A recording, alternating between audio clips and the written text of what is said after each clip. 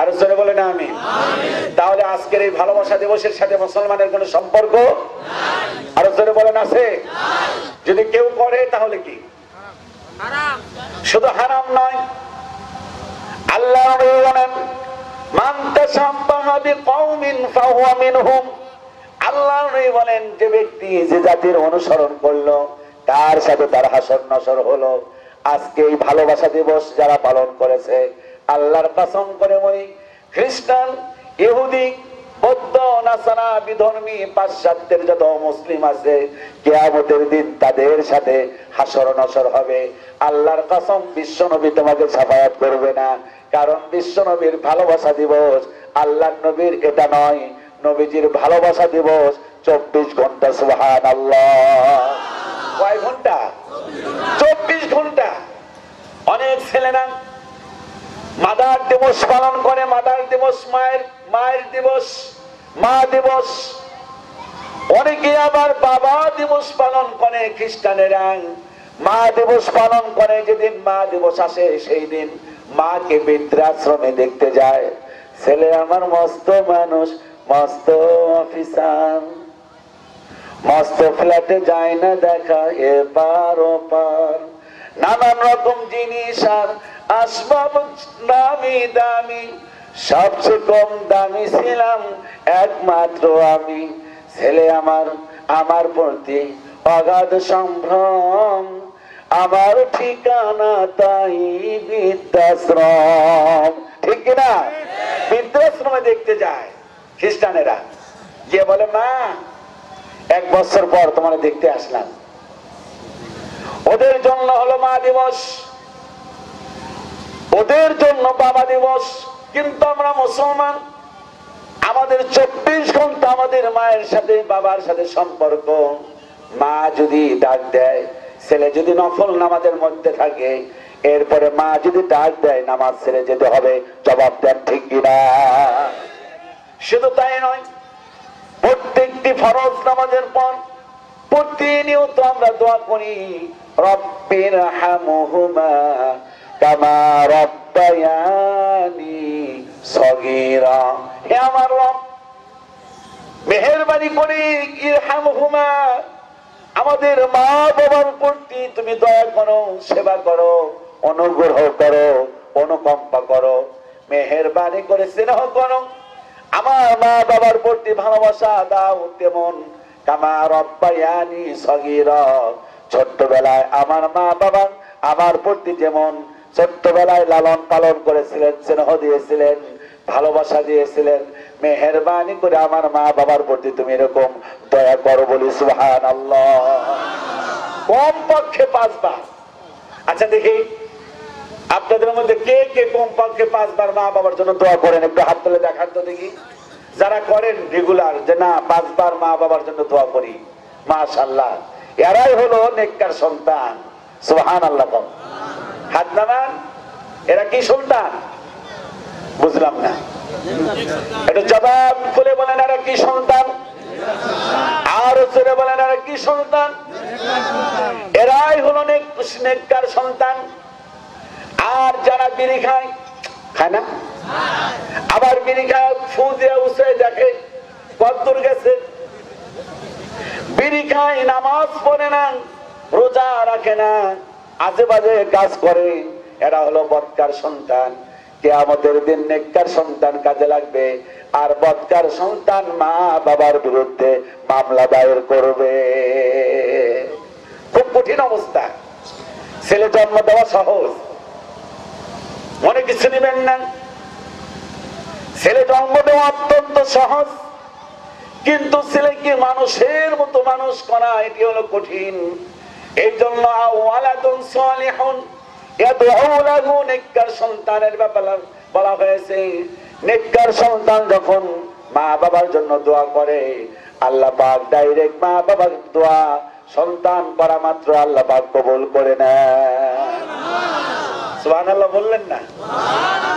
আমাদের কাছে অনেকে আসে, এসে বলে হুজুর 500 টাকার নোট দিয়ে, 1000 টাকার নোট দিয়ে বলে হুজুর আমার মা বাবার জন্য মেহেরবানি করে দোয়া করবেন।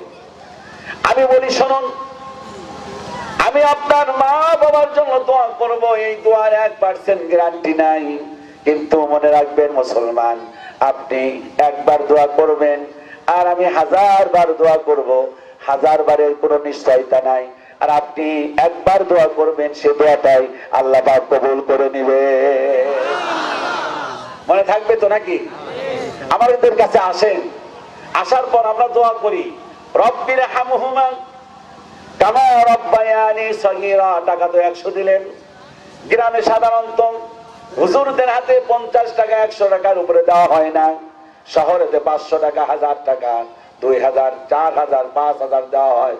আর বলা হয় হুজুর দোয়া করেন। আর হুজুরতে দোয়া করলেন 100 টাকার নোট নিয়ে। জবাব দেন, কার মা বাবার জন্য দোয়া করলেন? কার? না কথা বললেন না। টাকা নিছেন 100, আর হুজুর দোয়া করতেছেন কার জন্য? নিজের মা বাবার জন্য। হুজুর দুই দিকে লাভবান। 1 নাম্বার লাভবান হলো অর্থনৈতিক ভাবে 100 টাকা হুজুর পকেটে তুলেছেন। 2 নাম্বার, হুজুর কামলা নেওয়ার প্রয়োজন নাই, নিজে টাকা 100 দিয়া নিজেই বললেন আমিন। হুজুর বলে মাশাআল্লাহ, লোক একটা পাইছি। এই জন্য আমার ভাইরা, আল্লাহ নবী বলেন ইজা মাতাল ইনসান, মানুষ যখন মারা যায়, ইনকাতা আমালুহু, সব আমল বিচ্ছিন্ন হয়ে যায়। 3টা আমল কখনো বিচ্ছিন্ন হয় না।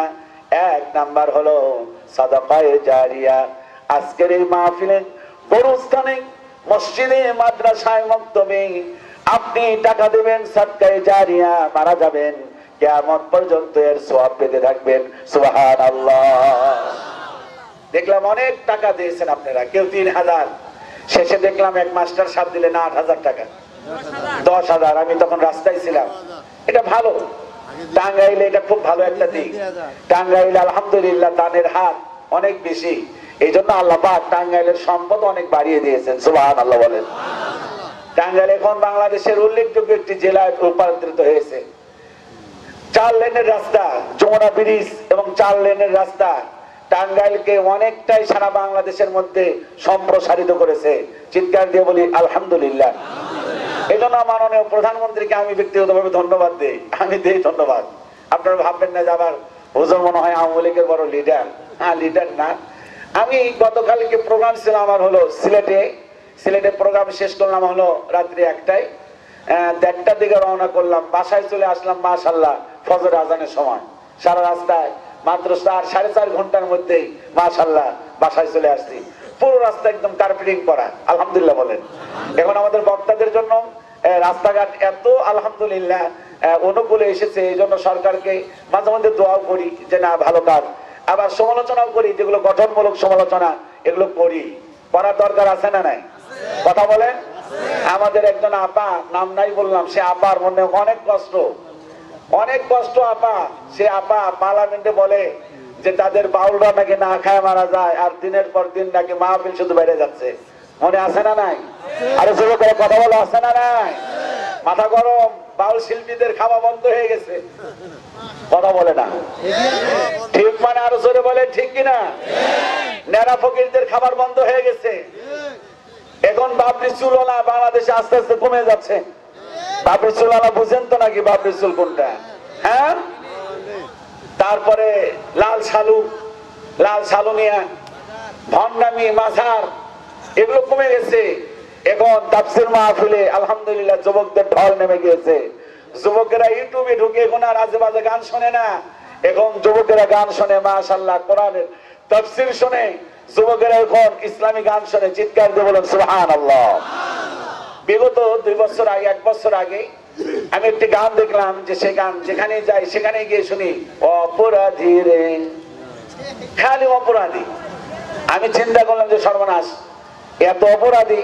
আমিও কলম নিলাম, কলম নিয়ে আমিও 2 কলম লিখে এরপর ইউটিউবে আমি এটি আপলোড দিলাম। আলহামদুলিল্লাহ মাত্র কয়েকদিনের ব্যবধানে দেখা গেল আমার এই গানটি প্রায় 1.5 কোটি, অর্থাৎ প্রায় 50 লক্ষের মতো আলহামদুলিল্লাহ এটি ভিউ হয়েছে। আলহামদুলিল্লাহ বলেন। একটা সময় কোরআন হাদিস সবই পড়িতাম, এক ওয়াক্ত নামাজ নাহি কাজা করিতাম, ফকির মিসকিন দেখলে আমি দানও করিতাম, আলেম ওলামার সমাবেশ দেখলে সেটাই বসিতাম। ওরে কোন মনের মাঝে শয়তান পেল ঠাই, হে দয়াময় তোমার কাছে একটু আশ্রয় চাই। তুমি মোদের দাও ক্ষমা দাও তুমি রহমান, তুমি ক্ষমা না করিলে হব যে বেঈমান। আল্লাহ গো আমি অপরাধী রে, মোর জীবনের ভুলগুলো দাও ক্ষমা করে রে। ভুল করেছি চাচ্ছি ক্ষমা দাও গো ক্ষমা, তা না হলে আখিরাতে পাপ রবে জমা। ঠিক কিনা? আরো জোরে বলো ঠিক কিনা? লিল্লাহি তাকবীর। আরো জোরে বলি আল্লাহু আকবার। ভাইরা, এবার আমি আলোচনা শুরু করবো গঠনমূলক ভাবে। এতক্ষণ আমি যা বললাম এলোপাতারি আপনাদের একটু মন জয় করার জন্য, এবং সর্বশেষ মেসেজ হলো এটাই, মুসলমানের সন্তানেরা ভালোবাসা দিবস পালন করতে, আরো জোরে বলেন, পালন করতে পারে? মুসলমানের সন্তানেরা ভালোবাসা দিবস পালন করতে পারে না। মুসলমান যদি ভালোবাসা দিবস পালন করতেন তাহলে আল্লাহর নবীর মক্কা বিজয়ের দিন, এই দিনটিকে তারা ভালোবাসা দিবস পালন করতেন। সুবহানাল্লাহ। মক্কা থেকে আল্লাহর নবী মদিনায় গেলেন, হিজরত করলেন, সাথে ছিল কয়জন? নাম কি? একটু চিৎকার দিয়ে বলেন নাম কি? দেখেন, মাত্র একজন সাথী নিয়ে আল্লাহর নবী মক্কা থেকে মদিনায় যাচ্ছেন। মক্কাতুল মুকাররমার দিকে বারবার তাকাচ্ছেন, আর নবীজি চোখের পানি ছেড়ে দিচ্ছেন। নবীজি চোখের পানি ছেড়ে দিয়ে বলতেছেন, মক্কা আমি তোমারে ছেড়ে যেতাম না। মক্কা তোমার লোকেরা যদি আমার সঙ্গে এরকম নির্মম নির্দয় ব্যবহার না করতো, আমি তোমাকে ছেড়ে যেতাম না। আল্লাহর নবী মক্কা থেকে মদিনায় চলে গেলেন। মাত্র 10 বছরের ব্যবধানে আল্লাহর নবী 10 বছর পর এবার মক্কা বিজয় করার জন্য এলেন।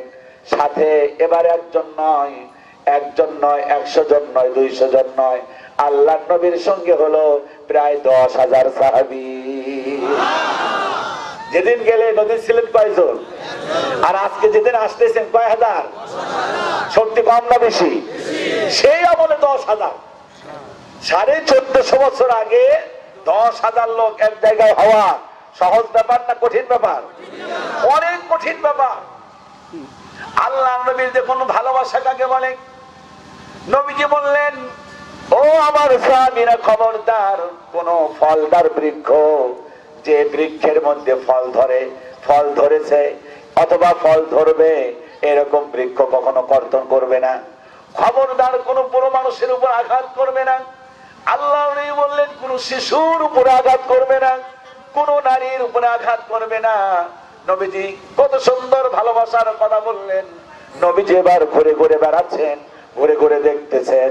হঠাৎ করে দেখলেন একটা বুড়ি মহিলা, বয়স হবে কমপক্ষে 70-75, মাথার মধ্যে গাঁঠুরি নিয়ে এবার জঙ্গলের মধ্যে যাচ্ছেন। নবীজি বুড়িকে দেখে বললেন, ও বুড়ি কোথায় যাও? বুড়ি বলেন, তুমি কি জানো না আব্দুল্লাহর পুত্র মুহাম্মদ সাল্লাল্লাহু আলাইহি ওয়াসাল্লাম মক্কা দখল করে নিছে? কার কাছে বলে? আল্লাহ নবী বললেন, বলো কি? কয় তুমি জানো না? আল্লাহ নবী মুস্কি মুস্কি হাসতেছেন। বুড়িকে বললেন, বুড়ি তাহলে তুমি এই গাঁঠুনি নিয়ে কোথায় যাও? বা নির্জন জায়গায় যাই, যাতে করে আব্দুল্লাহর পুত্র মুহাম্মদ সাল্লাল্লাহু আলাইহি ওয়াসাল্লামের চেহারাটা আমি যেন না দেখি, তার সাথে যেন আমার সাক্ষাৎ না হয়। আল্লাহ নবী বললেন, শোনো গো বুড়ি, তুমি এই গাঁঠুনি নিয়ে ওই জঙ্গলের মধ্যে যাবে, বড় কষ্ট হবে, আমার কাছে দিয়ে দাও, আমি তোমার গন্তব্যে আমি পৌঁছে দিয়ে আসি। বুড়ি কয়, না না না, তা দেব না, আমি তোমাকে দিলে তুমি ভেগে যেতে পারো। আল্লাহ নবী বললেন, আমি ভেগে যাব না। বুড়ি বললেন, বুঝতে পেরেছি, তুমি গন্তব্যে পৌঁছে দেবার পর আমার কাছে কিছু মানি চাইবে, টাকা চাইবে, আমি তা দিতে পারবো না। নবীজি বললেন, তাও দেওয়ার দরকার নাই। নবীজি এবার গাঁঠুরি নিলেন আর বুড়িকে নির্জন জায়গায় পৌঁছে দিচ্ছেন। এবার এমন এক জঙ্গলের মধ্যে গেলেন। এবার বুড়ি বললেন, এখানে নামাও। নামিয়ে দিলেন। নামিয়ে দেওয়ার পর বুড়ি বললেন, ও ছেলে, তোমার নাম কি? তোমার ব্যবহারটা খুব ভালো লেগেছে। আল্লাহর নবী পরিচয় দেয় না। হঠাৎ করে অন্য একটি গুহা থেকে মাথা বের করে বুড়িরে বলে, ও বুড়ি, যার ভয়ে তুমি এই জঙ্গলে আশ্রয় নিয়েছো, তার মাথার মধ্যে গাঁঠুরি দিয়া তার মাথায় গাঁটরে দিয়া তার বদনাম করতে তোমার একটু কপাল পড়ে না? বুড়ি চোখের পানি ছেড়ে দিয়ে বলে না, হারি তুমি যদি আব্দুল্লাহর পুত্র হয়ে দেখো, নিঃসন্দেহে তোমার মতো ভালো মানুষ নাই, মেহেরবানি করে কালেমা পড়ায়া আমারে মুসলমান বানিয়ে দাও। এই যে ব্যবহার, মক্কা বিজয়ের দিন হবে ভালোবাসা দিবস, কিন্তু আমরা এই দিবস মানি না, আমরা এই দিবস পালন করি না। আল্লাহর নবী মক্কা বিজয়ের দিন বললেন, আল্লাহ নবী বলেন আবু সুফিয়ানকে যেখানে পাবে সেখানে হত্যা করবে। আবু সুফিয়ান সব চাইতে বেশি কষ্ট দিয়েছে। হেন্দা আল্লাহর নবীর চাচা হামজা তার কলিজা বের করে চর্বণ করেছে। নবীজি তার বিরুদ্ধে হুলিয়া জারি করলেন। হযরত হামজাকে যে শহীদ করেছেন তার নাম হলো ওয়াহাশী। যুবকেরা জবাব দাও, তার নাম কি? বললেন ওয়াহাশীকে যেখানে পাবে সেখানে হত্যা করবে। এইভাবে প্রায় 19 জনের বিরুদ্ধে হুলিয়া জারি করলেন, 144 জারি করলেন। কান পেতে দেখেন, কান পেতে শোনেন, আল্লাহর নবী যাদের বিরুদ্ধে হুলিয়া জারি করলেন বললেন যেখানে পাবে সেখানে হত্যা করবে। হঠাৎ করে রাতের বেলায় আবু সুফিয়ান মুখটা গান মধ্যে এরকম গামছা লাগিয়ে মুখটা ঢেকে আল্লাহর নবীর দরবারে এসে সালাম জানিয়ে বললেন, ও আব্দুল্লাহর পুত্র মুহাম্মদ সাল্লাল্লাহু আলাইহি সাল্লাম, আমি তোমার কাছে এসেছি। কি এখানে কি? হ্যাঁ, না না, চাটা দিয়ে দেন তো, দাদা করে দেন। আলোচনা হচ্ছে, আমরা তো আসতে পারতাম না, নিয়ে যায়। চা লাগলে আমার লাগবে, আমি চা খাই, আমি চা খাইলে আমি চা খাইতে চাই, আমি তাও তো খাচ্ছি না, চা নিয়ে আসছি। আমি এত কষ্ট করে আলোচনার ব্যবস্থা করছেন, মাঝখানে বিরক্ত করেন কেন? এখন একটা পরিবেশ তৈরি হয়েছে, আলহামদুলিল্লাহ বলেন। আপনি রাগ করেন নাকি আমার মাঝখানে এরকম আচরণ দেখে রাগ করতেছে? আমি তো আপনাদের জন্যই। খেয়াল করে দেখেন কি ভালোবাসা কারে বলে। বললেন যে আমি আপনার কাছে এসেছি সাক্ষাৎ করতে। নবীজি বললেন তোমার নাম কি? মুখ খুলো। না, মুখ খুলবো না, মুখ খুললে ধরা পড়ে যাবো। সুবহানাল্লাহ। নবীজির ব্যবহার দেখেন, ব্যবহারটা দেখেন। আল্লাহ নবী বললেন মুখ খোলা, বললেন না মুখ খুলবো না। নবীজি বললেন তাহলে তুমি কি বলবে তাই বলো। বললেন মেহেরবানি করে আমার জীবনের আমানত তোমার কাছে চাই, তুমি একটি ঘোষণা দিয়ে দাও, এই বেচারাকে যেখানে পাবে হত্যা করো না। নবীজি বললেন তোমার নাম কি? বললেন আগে বলো আমার জীবনের আমানত দাও। আল্লাহ নবী বললেন বলো শোনো, যেহেতু তুমি আমার বাড়ির মধ্যে এসে গিয়েছো, তোমার বিরুদ্ধে আর কি হুলিয়া জারি করব, তোমাকে ক্ষমা করে দিলাম। আবু সুফিয়ান মুখটা খুললেন। নবীজি বললেন তোমার নাম আবু সুফিয়ান? কয় হ, আমি আবু সুফিয়ান, আমি 1 নাম্বার দাগী আসামি। আল্লাহ নবী বললেন শোনো আবু সুফিয়ান, তোমাকে শুধু ক্ষমা করলাম না, তোমার বাড়িতে যারা আশ্রয় নেবে আমি আল্লাহর নবী তাদেরকেও ক্ষমা করে দিলাম। আর আমরা প্রতিশোধে বিশ্বাসী। কথা কন, আরো জোরে বলেন। একটু সুযোগ পাইলেই, একটু সুযোগ পাইলেই 10 বছরের আগের কাহিনী, 20 বছর, 50 বছর, 60 বছর, 70 বছর আগের যে আমরা কি করি? নামাই। আর নবীজি কি করলেন? ক্ষমা করে দিলেন। কয়েক মিনিট পরে হেন্দা আসলো। হেন্দাকে হেন্দাকে আল্লাহর নবীর চাচা হযরত হামজা কলিজা বের করে চর্বণ করেছে, চিবিয়েছে সেই হেন্দা। মুখটার মধ্যে নিকাব লাগালেন। নিকাব লাগিয়ে নবীজির কাছে এসে সালাম জানালেন। সালাম জানিয়ে বললেন মেহেরবানি করে আমার একটি কথা শুনুন। বলুন কি কথা? মেহেরবানি করে আমার জীবনের আমি নিরাপত্তা চাই। বললেন তোমার নাম কি? নাম পরে আগে আমার জীবনে নিরাপত্তা দিন। নবীজি বললেন তুমি যেহেতু আমার বাড়িতে আসছো, তোমার আমি নিরাপত্তা দিয়ে দিলাম, মুখটা খোলো, তুমি কে? মুখ খুললেন। নবীজি দেখলেন হেন্দা। নবীজি বললেন হেন্দা, তোমার দেখলে আমার চাচার কথা মনে পড়ে যায়, তুমি আমার সামনে আসবা না, তুমি আমার সামনে আসবা না, তবে আমি তোমাকে মাফ করে দিলাম। সুবহানাল্লাহ, ভালোবাসা। নবীজি ওয়াহাশীর নাম ঘোষণা করলেন। ওয়াহাশী বীর হামজাকে শহীদ করেছিলেন। স্ত্রী গিয়া, ওয়াহাশীর স্ত্রী গিয়া আল্লাহর নবীর সামনে হাজির। সালাম দিয়ে বললেন ইয়া রাসূলুল্লাহ, আমার স্বামীকে আজকে 7 দিন যাবত খুঁজে পাচ্ছি না, আপনার ভয় বিভিন্ন জায়গায় পালিয়ে বেড়াচ্ছে। মেহেরবানি করে আপনি যদি একটু আমার স্বামীকে ক্ষমা করে দিতেন, তাহলে আমার স্বামীকে নিয়ে আমি ঘর সংসার করতাম। নবীজি বললেন, যাও ওয়াসিকে আমি ক্ষমা করে দিলাম। ওয়াসি রাতের বেলায় এলেন, সালাম জানিয়ে কালেমা পড়লেন। কালেমা পড়ে মুসলমান হয়ে গেলেন। নবীজি বললেন, ওয়াসি রে, তুমি আমার সামনে এসেছো, আর কোনোদিন আসবা না, কারণ তোমাকে দেখলে আমার চাচার কথা মনে পড়ে যায়।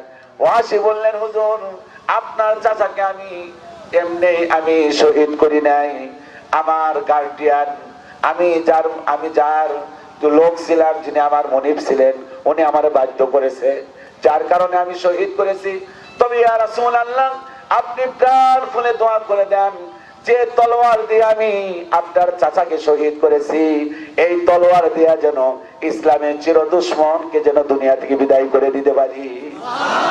কয়েক বছর পরে ইয়ামামার যুদ্ধ হলো। সেই যুদ্ধে মুসাইলামা নামে একজন ভণ্ড নবী, মুসাইলামাতুল কাযযাব, তাকে ওয়াসি এমন পেটের মধ্যে ঢুকায় দিলেন, ওয়াসির পেটের আঘাত খেয়ে, হাতের তলোয়ারের আঘাত খেয়ে মুসাইলামাতুল কাযযাব দুনিয়া থেকে চিরতরে বিদায় নিলেন। চিৎকার দিয়ে বলুন আল্লাহু আকবার। হায় রহমান, এই জন্য আসুন, এই আজে বাজে দিনগুলো আমরা কখনো পালন করব না। রাজি আছেন আপনারা? রাজি আছেন? বলি ইনশাআল্লাহ, বলি ইনশাআল্লাহ। আসুন এবার আমরা মূল আলোচনায় ফিরে যাব ইনশাআল্লাহ। আজকে আলোচনা করব আমি মুমিনের গুণাবলী নিয়ে। কিসের গুণাবলী? আরো জোরে বলেন। আমি কিছু আলোচনা করব মুমিনের গুণাবলী, আর কিছু আলোচনা করব মুনাফিকের গুণাবলী। সমাজের মধ্যে মুনাফিক আছে না নাই? এই এলাকায় মুনাফিক চেনা যায়? কম না বেশি? না, মুনাফিক চেনা যায় কম। আচ্ছা বলুন তো দেখি, হিন্দু চেনা সহজ না মুনাফিক চেনা সহজ? হিন্দু চেনা সহজ, ঠিক আছে। আচ্ছা বলুন তো দেখি, একটা খ্রিস্টান চেনা সহজ না একটা মুনাফিক চেনা সহজ? খ্রিস্টান চেনা সহজ। আর একজন মুমিন চেনাও বড় কঠিন, কারণ অনেক লোক আছে উপরে মুমিন কিন্তু ভিতরে হলো মুনাফিক। আছে না নাই? আরো জোরে বলেন, আছে না নাই? আজকে আমরা সেই আলোচনাই করব ইনশাআল্লাহ। চিৎকার দিয়ে বলি আল্লাহু আকবার। শেষ পর্যন্ত যারা যারা আছেন তারা একটু হাত তুলে দেখান তো দেখি ইনশাআল্লাহ, যে হুজুর আমরা শেষ পর্যন্ত আছি। কে কে আছেন একটু হাত তুলে দেখান। আছেন? ইনশাআল্লাহ আমরা তাহলে আলোচনা শুরু করব। আল্লাহ তাআলা নামে, আল্লাহ পাক কবুল করুন, আমিন। আরো জোরে বলেন আমিন। কোরআন টু কোরআন আলোচনা হবে। কি হবে? আর কথা বলেন, কোরআন থেকে কি? কোরআন থেকে কোরআনের তাফসীর। আমাদের টাঙ্গাইলের লোকদের একটা বৈশিষ্ট্য আছে, আলহামদুলিল্লাহ, আগে থেকেই ছিল, এখন আর বর্তমানে বেশি। আমাদের টাঙ্গাইলের তাফসীর শুনতে খুব ভালোবাসে। আলহামদুলিল্লাহ বলেন না? কিচ্ছা কাহিনীর দিন শেষ, কিচ্ছা কাহিনীর, কোরআন হাদিসের বাংলাদেশ। চিৎকার দিয়ে বলেন, কিচ্ছা কাহিনীর দিন শেষ, কোরআন হাদিসের বাংলাদেশ। আজকে আমরা আসুন সে আলোচনায় করব, মুমিনের আলোচনা, এবং কে কে জান্নাতি হবে আর কারা কারা জাহান্নামী হবে আমরা সে বিষয়ে আলোচনা করব ইনশাআল্লাহ। পারবে তো ইনশাআল্লাহ? ধৈর্য সহকারে থাকতে পারবে? পারবেন? পারবেন ইনশাআল্লাহ? আচ্ছা, এক নাম্বার মুমিনের গুণাবলী, শুধু শুনলেই হবে না, আমলের নিয়তে শুনতে হবে। কিসের নিয়তে? না, কথা বলে না, যুবকেরা কথা বলে না। কিসের নিয়তে? সবাই তো রাজি?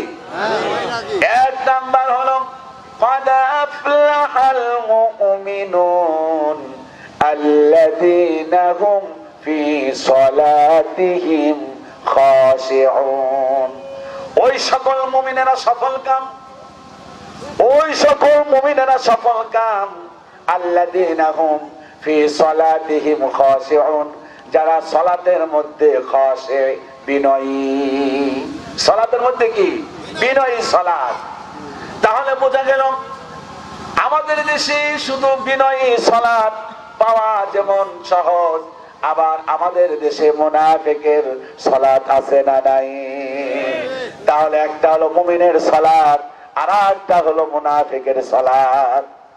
এবার মুনাফিকের সালাত কোনটা দেখুন, ফাওয়াইলুল লিল মুসাল্লিন আল্লাযীনা হুম আন সালাতিহিম সাহুন। ওই সকল মুসল্লিদের জন্য দুর্ভোগ। মুসল্লি বুঝেন, যারা নামাজ পড়ে তাদেরকে কি বলে? সবাই বলেন, হাত তুলে বলেন। হ্যাঁ, ওই সকল নামাজীদের জন্য দুর্ভোগ। আল্লাযীনা হুম ফি আন সালাতিহিম সাহুন, যারা সালাতের মধ্যে, নামাজের মধ্যে হলো উদাস। এই যে আল্লাহু আকবার, আলহামদুলিল্লাহি রাব্বিল আলামিন। ইমাম সাহেব নামাজ পড়তেছে, পিছন থেকে মন খেতে। কথা কন আছে না নাই? ইমাম সাহেব নামাজ পড়তেছে, মন গেছে হলো দোকানে। একবার নাকি এক ইমাম সাহেব 3 রাকাত নামাজ পড়ে, আসরের নামাজ 4 রাকাত, 3 রাকাত পরে সালাম ফিরিয়েছেন। সবাই বললেন, কেউ বললেন 3 রাকাত, কেউ বললেন 4 রাকাত। এক লোক দাঁড়িয়ে বলে 100% 3 রাকাত। ইমাম সাহেব বললেন, আপনি 100% হলেন কেমনে? কয়, কারণ হলো আমি প্রতিদিন আসরের নামাজে 4টা দোকানের হিসাব গুনি, আমি 3 দোকানের হিসাব গোনা মাত্র আপনি সালাম ফিরাইছেন, তার মানে বোঝা গেল 3 রাকাত। যেহেতু এক দোকানের হিসাব আমি করি নাই, জবাব দেন, এটা কি মুমিনের সালাত না মুনাফিকের সালাত? আবার দেখবেন ইমাম সাহেব নামাজ পড়ে, সালাম ফিরানোর আগে ইমাম সাহেব তাশাহুদ পড়ে, দরুদ শরীফ পড়ে, দোয়া মাসনা পড়ে। এরপর ইমাম সাহেব চিন্তা করে একটু দেরি করি, কারণ অনেক বৃদ্ধ লোক আছে যারা ধীরে ধীরে পড়ে, এই জন্য ইমাম সাহেব একটু দেরিতে সালাম ফিরায়। দেখবেন অনেক লোক সিগন্যাল দেয় এরকম আছে না নাই? নামাজ ভঙ্গের কারণ হলো 19টি, তার মধ্যে একটা কারণ হলো বিনা কারণে কেউ যদি হাসি বা কাশি দেয়। কেউ যদি কাশি দেয়, নামাজ কি? বুঝলাম না, আমার কথা মনে বুঝেন না আপনারা? নামাজ কি? বাতিল। তাহলে এই নামাজ আল্লাহর দরবারে কোনো দাম একটু চিৎকার দিয়ে যদি কথা না বলেন আমি কিন্তু সুবিধা পাচ্ছি না। আর কথা বলেন, এই ধরনের নামাজই আল্লাহর কাছে কোনো দাম এটা এবার হয়েছে মর্দে মুজাহিদের মতো। এবার বোঝা যায় যে না আপনারা আসলে মানে কাতুলির লোক। কাতুলি না এটা? এটা তো কাতুলির লোক, এবার বোঝা গেছে। এই ধরনের নামাজের কোন আল্লাহর দাম নাই। মাশাআল্লাহ, আল্লাহর দাম কোন ধরনের নামাজি? দেখুন আল্লাহ পাক কোন ধরনের নামাজিকে কবুল করেন? আল্লাযীনা হুম ফি সালাতিহিম খাশিউন। বনি মুস্তালিকের যুদ্ধে আল্লাহর নবী 2 জন সাহাবীকে আত্মনিয়োগ করলেন। বললেন, এই যে কাফেররা যে মাল পালিয়ে রেখে চলে গিয়েছে, এই মালকে বলা হয় গনিমতের মাল। জবাব দেন, কিসের মাল? এই গনিমতের মাল পাহারা দেওয়ার জন্য আল্লাহর নবী 2 জন সাহাবীকে নিয়োগ করলেন। বললেন, খবরদার খবরদার, তোমরা এখান থেকে সরবে না, তোমরা সারা রাত এই মালগুলো পাহারা দিবা। 2 জন সাহাবী এরকম পাহারা দিচ্ছেন। পাহারা দিতে দিতে একজন সাহাবী আরেকজন সাহাবীকে বললেন, অযথা রাত করে দরকার নাই, 2 জন দাঁড়িয়ে লাভ নাই, আমরা এক কাজ করি, দুজনের মধ্যে রাতটাকে ভাগ করে নেই। অর্ধ রাত তুমি ডিউটি করবে, আমি ঘুমাবো, আবার আমি ঘুমাবে, তুমি ডিউটি করবে। বুঝেন নাই? বুঝছেন কিনা? একজন সাহাবী ঘুমিয়ে পড়লেন, আর একজন সাহাবী এবার ভাইরা আমার উনি চিন্তা করলেন চারদিকে নিরাপদ, এবার তিনি নামাজের মধ্যে সময় কাটিয়ে দিচ্ছেন। সুবহানাল্লাহ। সাহাবায়ে কেরাম সময় পেলেই নামাজে দাঁড়াতেন, আর আমরা সময় পেলে স্টলে যাই। কথা কন না? সময় পেলে আড্ডা করি, সময় পেলে আমরা ক্যারাম বোর্ড খেলি, তারপরে আজেবাজে কাজ করি। আর সাহাবায়ে কেরাম সময় পেলেই মসজিদে চলে যেতেন। চিৎকার দিয়ে বলুন সুবহানাল্লাহ। সাহাবায়ে কেরাম বিপদ যদি চলে আসতো, বিপদ এলেই আল্লাহর নবীর সাহাবায়ে কেরাম আল্লাহর নবী মসজিদে গিয়ে 2 রাকাত নামাজ পড়তেন। নামাজ পড়ে আল্লাহর কাছে সাহায্য চাইতেন। ইয়া আইয়ুহাল্লাযীনা আমানু ইসতাঈনু বিস-সাবরি ওয়াস-সালাত ইন্নাল্লাহা মা'আস সাবিরিন। চিৎকার দিয়ে বলুন সুবহানাল্লাহ। তোমরা সাহায্য চাও, ইসতাঈনু বিস-সাবর ওয়াসসালাত, ধৈর্য এবং নামাজের মাধ্যমে তোমরা কি চাও? আল্লাহর কাছে সাহায্য চাও। চিৎকার দিয়ে বলে সুবহানাল্লাহ। সাহাবী এরকম দাঁড়িয়ে গেছেন, আর একজন ঘুমিয়ে আছেন, গনিমতের মাল পাহারা দিচ্ছেন। হঠাৎ করে একের পর এক ঘন্টা চলে যাচ্ছে, নামাজ থেকে তিনি বিরত হচ্ছেন না। দূর থেকে এক কাফের আসলো, কাফের এসে এরকম তীর নিক্ষেপ করলো। তীর নিক্ষেপ করা মাত্রই টাকাগুলো পরে হিসাব করলে হয় না, টাকা নিয়ে তো এখন সংসার চালাবেন না। বুঝলাম না কিছু, যেগুলো পছন্দ করেন এগুলো আপনারা করেন। একটু জোরে সোরে জিকির করুন, লা ইলাহা ইল্লাল্লাহ, জোরে আরো জোরে, লা ইলাহা ইল্লাল্লাহ। ভাইরা আমার মনোযোগ আছে? সাহাবী কোথায়? মাশাআল্লাহ, এদিকের ছেলেরা একটু মনোযোগ বেশি, তুলনামূলক ভাবে এদিকে আছে একটু কম। সাহাবী কোথায়? নামাজে। চিন্তা করলেন অযথা সময় নষ্ট করে লাভ নাই। আর রহমান আল্লামাল কুরআন খলাকাল ইনসান আল্লামাহুল বায়ান। আল্লাহু আকবার। সালাতের মধ্যে সময় কাটাচ্ছেন, আহ কি মজা, কি মজা। দূর থেকে একজন, বেশ কয়েকজন কাফের চিন্তা করলেন এটা মানুষ না, এটা খেজুর গাছ।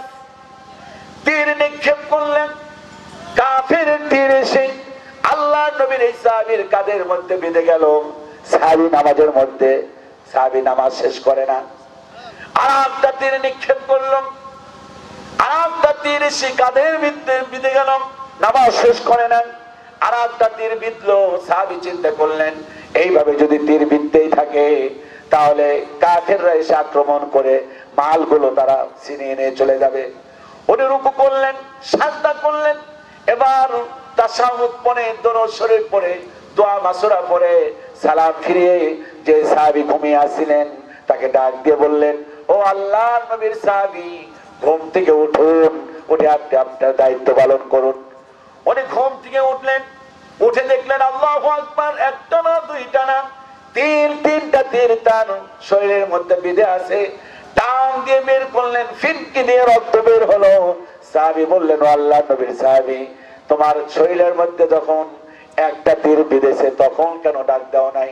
সে বলতেছে, আল্লাহর কসম, একটা না দুইটা না তিনটা না, হাজারো তীর এসে যদি আমার শরীরটা বিদ্ধ হয়ে যেত, যদি শত্রুরা আক্রমণ করার সম্ভাবনা না থাকতো, আমি নামাজের মধ্যে যে কি ইন্টারেস্ট পেলাম, আল্লাহর সঙ্গে মনে হচ্ছে আমি ডাইরেক্ট কথাবার্তা বলতেছি। আক্রমণ করার সম্ভাবনা না থাকলে আল্লাহর কসম আমি নামাজ ছেড়ে দিতাম না। এটা ছিল সাহাবায়ে কিরামের নামাজ। আর আমাদের নামাজ কেমন দেখুন, নেই ফজরে, নেই জোহরে, নেই আসরে, মাগরিব হলে তারাই বসে প্রথম কাতারে, প্রথম কাতারে। ফজরা কেনা 11 মাস, মনে পড়ে রমজান মাস, তাদের ইসলাম, তাদের ইসলাম। দাড়ি সাটা, গোফে আটা, গাজায় মারে দম, নামাজ নাই, রোজা নাই, ইফতার খাওয়ার, ইফতার খাওয়ার, একটু জবাব খুলে বলেন, ইফতার খাওয়ার। এই হলো ভাই যাদের নীতি, তারাই হলো অধিকাংশ সমাজপতি। ধর্মের বেলায় ঘুম, ধর্মের বেলায় ঘুম, এই ধরনের নামাজি সমাজে আছে না? না, এরা হলো মুমিন নয়। মুমিন হলো তারা যারা নামাজের মধ্যে বিনয়ী, যারা নামাজকে ছেড়ে দেয় না। চিৎকার দিয়ে বলেন সুবহানাল্লাহ। আমরা কি পারবো ইনশাআল্লাহ? আচ্ছা বলেন তো দেখি, কাফের আর মুসলমানের মধ্যে পার্থক্য কি? এই তো মাশাআল্লাহ আপনি ভালো জানেন। আল্লাহর ওলি বলেন, একটা কাফের এবং একটা মুসলমানের মধ্যে বাইনাল আবদি ওয়া বাইনাল কুফরি তারকুস সালাহ। একটা কাফের আর একটা মুসলমানের মধ্যে ডিসটেন্স, পার্থক্য হলো নামাজ। যে ব্যক্তি নামাজ পড়ে সে ব্যক্তি হলো আল্লাহর মুমিন, আর যে ব্যক্তি নামাজ পড়ে না সে ব্যক্তি হলো ডাইরেক্ট কাফের। কিয়ামতের দিন অন্ধকার থাকবে, শুনতেছেন? কিন্তু আমার ভাইরা, আল্লাহর নবী বলেন নামাজ হবে আলো, নূর হবে। সুবহানাল্লাহ। যার যত নামাজ ভালো হবে তার আলোটা তত পাওয়ার হবে। এই যে দেখতে পাচ্ছেন পাওয়ারফুল লাইট, এর চাইতে পাওয়ারের লাইট আছে না নাই? ওর চাইতে পাওয়ার আছে না নাই? কিয়ামতের দিন যার নামাজ তার যত ভালো হবে তার আলোটা তত জ্বলতে থাকবে, আর যার নামাজ সুন্দর হবে না কিয়ামতের দিন নিভু নিভু নিভু নিভু নিভু নিভু নিভু নিভু। এবার জবাব দেন, আমাদের নামাজ দিয়ে কি কিয়ামতের দিন আলো দেখা সম্ভব? মনে হয় না। কোন রকম জ্বলবে, টিপ টিপ টিপ টিপ। দেখেন না, দেখেন না, কেরোসিন যদি না থাকে কপিতে, এই যায় যায় অবস্থা। আমাদের অবস্থা হলো এরকম। ও মুসলমান, আমি আগেই বলছি ভাইরা আমার, আমলিয়াত আলোচনা করব যাতে করে আগামীতে দু একজন মানুষ সমাজের মধ্যে ভালো মানুষ তৈরি হয়। সুবহানাল্লাহ। আম্মা জান মা আয়েশা বলেছেন, ইয়া রাসূলুল্লাহ, কিয়ামতের দিন লক্ষ লক্ষ কোটি কোটি মানুষের মধ্য থেকে আপনার উম্মতদেরকে আপনি কেমনে চিনবেন?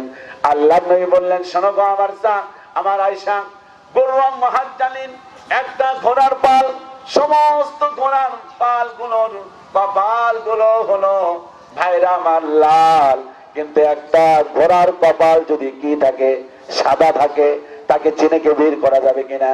আল্লাহর নবী বললেন, হ্যাঁ। সাহাবী আম্মা জান মা আয়েশা বললেন, অবশ্যই চিনে বের করা যাবে। নবীজি বললেন, যারা নামাজি হবে তাদের কপালটা এরকম সাদা নূর চমকাবে, আমি নূর দেখে দেখে তাদেরকে চিনে চিনে জান্নাতে নিয়ে যাব। নামাজ নাই, কপালে কোনো নূর। আরো জোরে বলেন, কপালে কোনো নূর নাই। ও মুসলমান যুবকেরা শোনো, শুনতেছ? হাতে আঙ্গুল কয়টা? কিসের 5টা? আরো জোরে বলেন, কয়টা? কিয়ামতের দিন আল্লাহ পাক 7 শ্রেণীর লোককে আল্লাহ পাক ডেকে ডেকে, যখন আল্লাহর আরশের ছায়া ব্যতিরেকে আর কোন ছায়া থাকবে না, তখন 7 শ্রেণীর লোককে আল্লাহ পাক আরশে আজিমে জায়গা করে দিবে। দেখে কে কে আছে এর মধ্যে, একটু মিলাবেন, মিলাবেন। 1 নাম্বার হলো ইমামুন আদিল, ন্যায় বিচার করে যারা। এখন সমাজের মধ্যে ন্যায় বিচার না, 2 নাম্বার বিচার। না, একটু জোরেই কর। কিসের 2 নাম্বার? 7 নাম্বার আনতে যে কয় 2 নাম্বার তো কাছাকাছি ভাই। আমি ভাই আমার উত্তরবঙ্গে আলোচনা করলাম, সেখানে বললো, হুজুর আমাদের এলাকায় বিচার হয় তলগঞ্জা। আমি বললাম, তলগঞ্জা কারে বলে? আমি তো বুঝলাম না। ওনারা বললেন, হুজুর রাতের বেলায় তলে তলে মাইরা দেয়, মাইরা দিলে দিনের বেলায় দেখা যায় যে ব্যক্তি দোষী সে হয়ে যায় নির্দোষ, আর যে ব্যক্তি নির্দোষ তারে বানায় দেয় দোষী। আহারে, এই সমাজ আছে না নাই? হ্যাঁ, 10টা মাতবার তার 9টাই ঘুষ খায়। আলোকদা মোল্লা পাড়ায় এরকম মাতবার একটাও নাই। চুপ।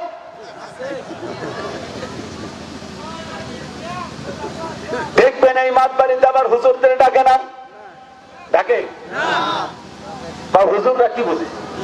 মানে হুজুররা চুরি বুঝে না, হুজুররা ঘুষ খাওয়া বুঝে না। এই কথা ওয়াজ করার পর তো অনেক মাতবাড়া রেগে যাবে, কিন্তু ভাইরা রেগে গেলে কিছু করার নাই। আপনি যে কাজটি করলেন এর চাইতে বড় জুলুম অত্যাচার পৃথিবীতে কিছু আছে? না। মানে আসতে কইলেন, বুঝলাম না। আরো জোরে বলেন, আছে? নাই।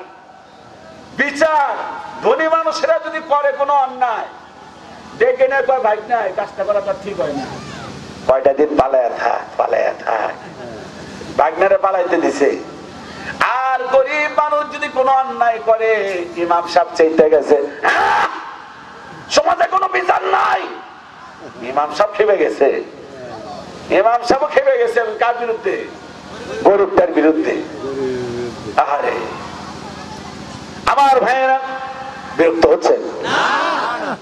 আমি চাঁপাইনবাবগঞ্জ বেশ কয়েক বছর আগে মাহফিলে গেলাম, বাসে গিয়েছি। তখন তো এরকম প্রাইভেট নিয়ে যাওয়া সম্ভব ছিল না। বাসে গিয়েছি, বাসে নামার পর রিক্সায় উঠলাম। রিক্সায় ওঠার পর রিক্সাওয়ালা কয়, হ্যাঁ যে বলবি সাহেব কুটি যাবে? আমি বললাম আমি জালসায় যাবো। কোন জালসায় যে ভাই? আমি বললাম এখানে একটা জালসা আছে না মকরমপুর। হ্যাঁ এই যে তাফসীর মাহফিল যে। বললাম তাফসীর মাহফিলে যাবো। আপনি কোনটি থেকে আসলেন? বললাম ঢাকা থেকে। ওকে মাগে ঢাকা থেকে তাফসীর শুনতে চলে আসছেন? আমি বললাম না জি ভাই, আমি যে তাফসীর করতে আসছি। ওকে মাগে কি হয়েছে রে? আপনার নাম কি? বললাম যে আমার নাম আব্দুল আল মামুন। ওকে মাগে প্রধান বক্তা যে। রিক্সাওয়ালা খুব খুশি, কারণ প্রধান বক্তাকে রিক্সায় উঠেছে। রিক্সাওয়ালাকে বললাম ভাই তোমার নাম কি যে ভাই? আমার নাম লালটু। তুমি কি করে বেড়াও? আমি দেখতে পাচ্ছেন না আমি রিক্সা চালাই। তো রিক্সাওয়ালা করেছে হ্যাঁ জি বলবি আমি দুটা কথা করবো। বললাম কি করবে যে ভাই? কয়েক দুটা কথা করবো। তুমি এই একটা কাজ করবে যে ভাই, মাহফিলের শেষে একটা কথা কইবে। কি কইবেন? যে কোনো ধনী মানুষের ক্ষেতের কাছে যেন কোনো গরিব মানুষ ক্ষেত না কিনে। বললাম কেন যে ভাই? আমি মেম্বারের ক্ষেত কিনেছি না 8 বিঘা। 4 বছরে আমি যে এক হয়ে গেছে আমার জমি। হয়েছে কতটুকু? আপনি যদি আবার 3-4 বছর পরে আসেন তা আমাকে যদি কহেন যে কি লালটু মিয়া তোমার এই জমিনের কি খবর, আমি কবি আমার ওটুকু নিয়ে চলে গেছে। হাসবেন না, বাস্তবতা আছে না নাই? আরো জোরে বলেন আছে না নাই? আমার ভাইয়েরা এতক্ষণ যা বললাম হয়তো আপনাদের অনেক মজা লেগেছে, নামাজের ওয়াজ মজা লাগবে, কিন্তু এবার হক কথা কিছু বললে অনেকের খারাপ লাগতে পারে। সমাজটা একদম সর্বনাশ হয়ে গেছে। জবাব দেন ঠিক কিনা? আওয়াজ দিয়ে বলেন ঠিক কিনা? প্রত্যেকটি জুম্মার নামাজের শেষে ইমাম সাহেব একটা আয়াত তেলাওয়াত করে। কি বলেন তো দেখি একজন? সানি খুতবা। ইন্নাল্লাহা ইয়া'মুরুকুম আন তু'আদ্দুল আমানাতি ইলা আহলিহা, অথবা ইন্নাল্লাহা ইয়া'মুরু বিল আদল ওয়াল ইহসান ওয়া ইতা'i যিল কুরবা ওয়া ইয়ানহা আনিল ফাহশাই ওয়াল মুনকারি ওয়াল বাগই ইয়া'ইযুকুম লাআল্লাকুম তাযাক্কারুন ফাযকুরুনি আযকুরকুম ওয়াশকুরুলি ওয়ালা তাকফুরুন। বলে কি বলে না? আর জোরে বলেন কি বলে? ইন্নাল্লাহা ইয়া'মুরু বিল আদল, আল্লাহ পাক নির্দেশ দিচ্ছেন তোমরা ন্যায় পরায়ণতা, ন্যায় বিচার করো। ভাইরা আমার, ন্যায় বিচার সমাজের মধ্যে না থাকার কারণে আজকে বাংলাদেশে শান্তি অনেকাংশেই কম না বেশি? আরো জোরে বলেন কম না বেশি? এই জন্য আমার ভাইরা ন্যায় বিচার করবে যারা, আরশে আজিমে জায়গা পাবে তারা। সুবহানাল্লাহ। আরো জোরে বলেন আল্লাহু আকবার। হযরত আবু বকরের স্ত্রী, অনেক মা বোন এসেছেন, মা বোনেরা কথাগুলো শুনেন। আচ্ছা রাত যদি একটু লম্বা হয় সমস্যা হবে না? মাশাআল্লাহ। তার স্ত্রী বললেন, দেখেন দেশের প্রাইম মিনিস্টার হযরত আবু বকর, ওনার স্ত্রী বললেন স্বামী আমার একটু পায়েস খাইতে ইচ্ছা হয়েছে। কি খেতে? হযরত আবু বকর বললেন শোনো স্ত্রী, পায়েস খাবে ভালো কথা, কিন্তু পায়েস পাবে চিনি পাবে কোথায়? চিকন চাউল পাবে কোথায়? হযরত আবু বকর স্ত্রী বললেন স্বামী গো, একটা বুদ্ধি, তুমি বাইতুল মাল থেকে কিছু চেয়ে নিয়ে আসবা। হযরত আবু বকর বললেন আমি চাইলে দেবে ঠিক আছে, কিন্তু আমি পায়েস খাবো আর আমার জনগণ পায়েস খাবে না, এটা কখনো হতে পারে না। দেখেন বিচার কারে বলে? না না এটা হতে পারে না। তাহলে বুদ্ধি কি? বুদ্ধি এবার পাকালেন তার স্ত্রী। প্রত্যেক দিন রাষ্ট্রীয় ভান্ডার থেকে, যেহেতু তিনি প্রেসিডেন্ট, তিনি একটা ভাতা পান। প্রত্যেকদিন সকাল বেলায় যে খাবার আসে সেই খাবার থেকে একটু একটু করে চিনি বাঁচিয়ে রাখেন। কি বাঁচান? আরো জোরে বলেন। প্রায় 1 মাস বাঁচানোর পর একদিন স্বামীকে ডেকে বললেন স্বামী গো, এই যে একটু খেয়াল করে দেখেন এখানে বেশ কিছু চিনি আছে, আপনি যদি সামান্য একটু যদি চিকন চাউল নিয়ে আসতেন, তাই আমরা কি খেতে পারি। আর বাড়িতে তো আমরা ছাগল পালন করি, ছাগল পালে প্রধানমন্ত্রীর স্ত্রী। সুবহানাল্লাহ কম না? প্রধানমন্ত্রীর স্ত্রী কি পালে? ছাগল পালে, দুধ আছে, চিনিও আছে, খালি কিসের দরকার? 1 মুঠ চাউল হলে আমরা পায়েস খেতে পারি। হযরত আবু বকর বললেন শোনো গো, চিনি পেলে কোথায়?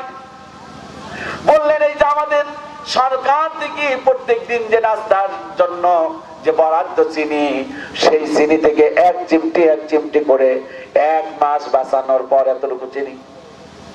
হযরত আবু বকর বললেন ইন্না লিল্লাহ, কি সর্বনাশ, তাহলে আমরা কি চিনি বেশি খাই নাকি? হযরত আবু বকর বললেন স্ত্রী গো, মেহেরবানি করে তোমার চিনির টুকরোটুকু আমারে দাও। এবার চিনিটুকু হাতে নিলেন, পার্লামেন্টে ওমরকে ডাকলেন, আলীকে ডাকলেন, উসমানকে ডাকলেন, তালহা জুবাইরকে ডাকলেন, ডেকে বললেন শোনো, আমি আমিরুল মুমিনিন হযরত আবু বকর বলতেছি, আমাকে যে পরিমাণ চিনি দেওয়া হয়, এই চিনি আমাকে সংসারে বেশি দেওয়া হয়, আমাকে প্রতিদিন এর চাইতে একটু চিনি কমিয়ে দিবা, আর মেহেরবানি করে চিনি টুকুন বাইতুল মালের মধ্যে রেখে দাও। সুবহানাল্লাহ। আপনি চিন্তা করলেন, স্ত্রী আসলেন বাড়িতে, স্বামী আসলেন, তাকে আছেন যে চাউল নিয়ে আসবে, চাউল তো আনেই নাই, চিনিও আনে নাই। ন্যায় বিচার কাকে বলে? সুবহানাল্লাহ। আজকে সেই সমাজ আছে? আছে? সেই সমাজ নাই। হযরত ওমর একদিন খুতবা দিচ্ছেন, আপনি বিরক্ত হচ্ছেন? খুতবা দেওয়ার সময় বলেন ওয়ালামু ইয়া আইয়ুহান নাস, তোমরা সবাই মনোযোগ দিয়ে শোনো। হঠাৎ করে আপনার মধ্যে একজন বিরুদ্ধ লোক দাঁড়িয়ে বলে না না না, এই তো আপনার কথা শোনার কোনো সুযোগ নাই। হযরত ওমর থরথর করে কাঁপতেছেন, উনি অর্ধেকটা পৃথিবীর প্রেসিডেন্ট, আর ওনাকে বলতেছেন যে না, শোনার কোনো সুযোগ নাই। বললেন কারণ কি? বললেন কারণ হলো আমরাও কাপড় পেয়েছি, আপনিও কাপড় পেয়েছেন, আমাদের কাপড় হাঁটুর নিচে যায় নাই, আপনার কাপড় কেন হাঁটুর নিচে গিয়েছে? নিশ্চয় আপনি বেশি কাপড় নিছেন। হঠাৎ করে তার ছেলে দাঁড়িয়ে গেলেন, দাঁড়িয়ে বললেন ও মুসল্লি ভাইরা, আপনারা যদি অনুমতি দেন আমি একটি কথা বলবো। সবাই বললেন বলো। উনি বললেন গতকালকে সবাই কাপড় পেয়েছেন, বস্ত্র পেয়েছেন, সবাই ভালোটা নিয়ে চলে গেছেন, বাবা নিয়েছেন সবার পরে, বাবার টুকরোটা ছিল সবচাইতে ছোট। এবার বাবা ওই টুকরো দিয়ে পাঞ্জাবি বানাবেন, পাঞ্জাবি হয় না, শার্ট হয়ে যায়। আমি তখন বাবাকে বললাম, বাবা গো, এই শার্ট পরে আপনি খুতবা দিতে পারবেন না, আমার কাপড় টুকুন আপনাকে আমি দান করে দিলাম। ছেলেটা দিয়ে দিচ্ছেন হযরত ওমরকে। সবাই দেখলেন সবার শরীরে নতুন কাপড়, হযরত ওমরের ছেলের শরীরে কোনো নতুন কাপড় নাই। বড় লোকটা বললেন আরে তুমি আমারে ক্ষমা করে দিও।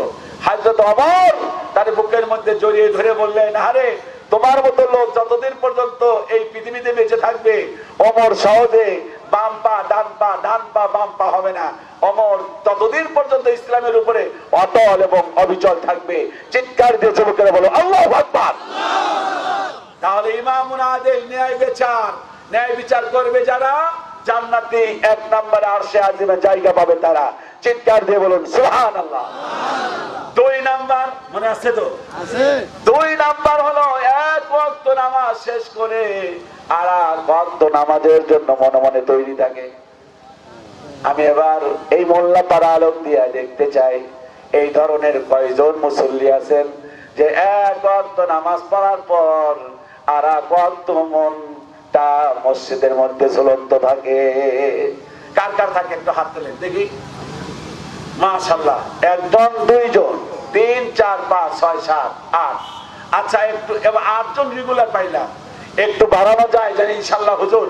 আর শাহজিমে যেহেতু জায়গা পাওয়া যাবে, আমরাও ইনশাআল্লাহ আগামী থেকে 1 ওয়াক্ত নামাজ শেষ করে আর 1 ওয়াক্ত মনে মনে মসজিদের মধ্যে অন্তরটা ঝুলিয়ে রাখবো।